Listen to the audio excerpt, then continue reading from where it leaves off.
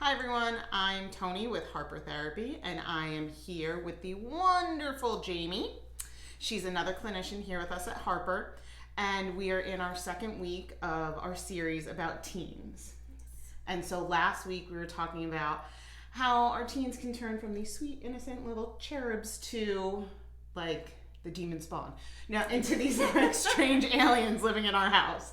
And how building trust is so important with them and what that can look like in communication. Yes. So this week, building on that, we are talking about the vault. The vault. What is the vault? What does that mean? So if you think about a vault, it is where you take precious possessions and things that need to be safeguarded and you keep it in there so that it will not be stolen or injured or distributed in other ways you don't want it to be. And so the idea is when your teen communicates with you, treating it like it's a vault, what they bring into that the information, the thoughts, opinions, feelings that they share with us, that it's safeguarded with us. Right. Meaning it's up to them if it's going to be shared elsewhere. It's not ours to share. Right. And so there's a lot of different parts of that, because if they observe us sharing other people's stuff, they're going to register that we're not necessarily safe. Oh, that's fair. So we need to be sure that we are only sharing what's ours to share and setting that example. Not easy. It's a simple principle, but it's not easily.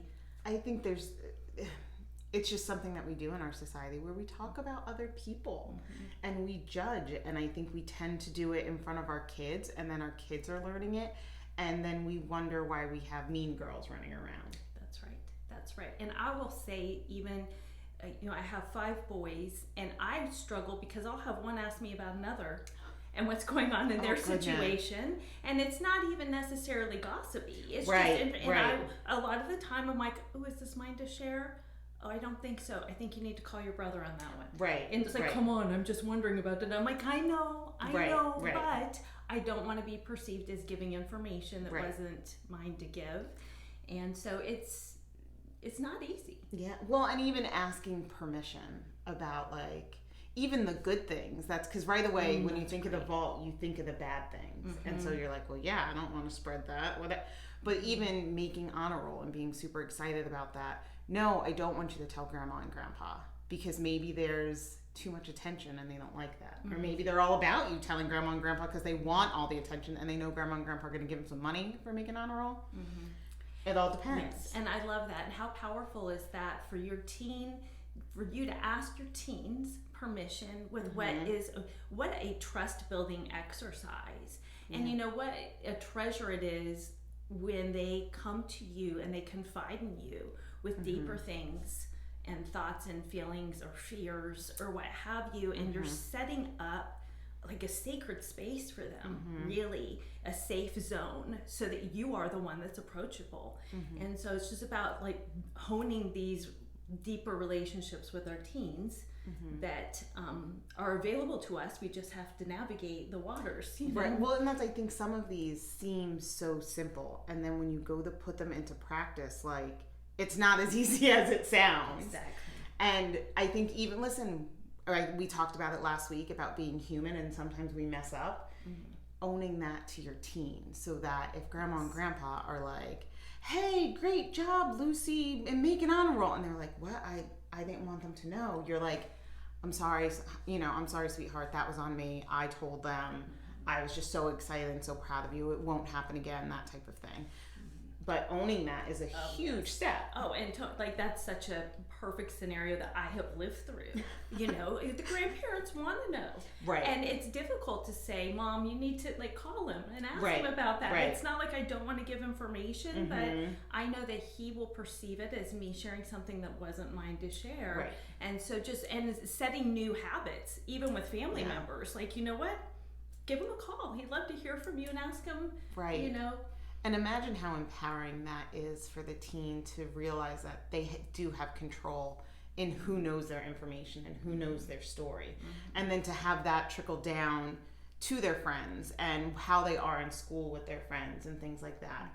And I think one of the things you had in the blog that matches this, you talked about when something like this is coming up, to pause which that right there is a skill.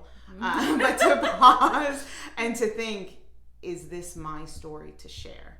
And it can be over the most simple thing as new shoes, but getting into that practice of, is this my story to share?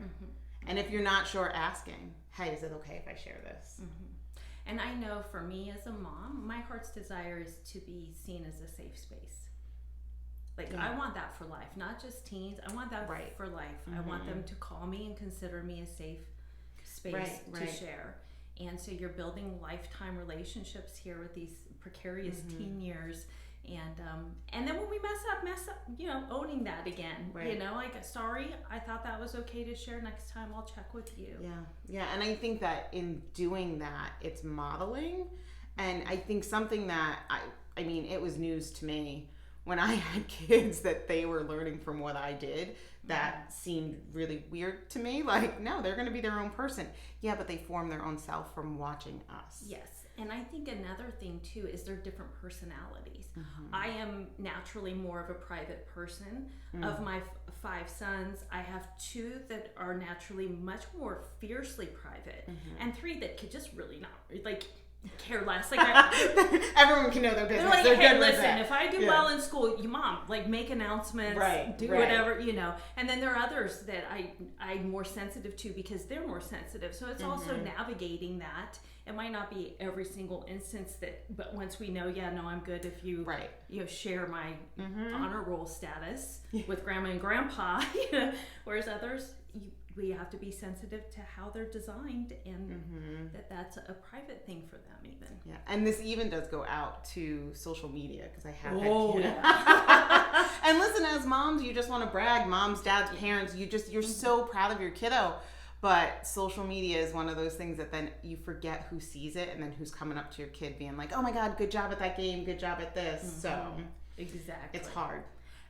Social media is like mom having a magnaphone in a stadium, just shouting shouting out to the world the pride for their kiddos. And if you have a more introverted or private personality, it can be damaging even when it's positive stuff. So yeah. So if any of this, you know, is ringing a bell with you, if you're thinking, I'm really struggling with my teen and I want to learn how to build a safe place with them, give us a call at Harper Therapy, 813-434-3639. We look forward to talking to you soon. Bye.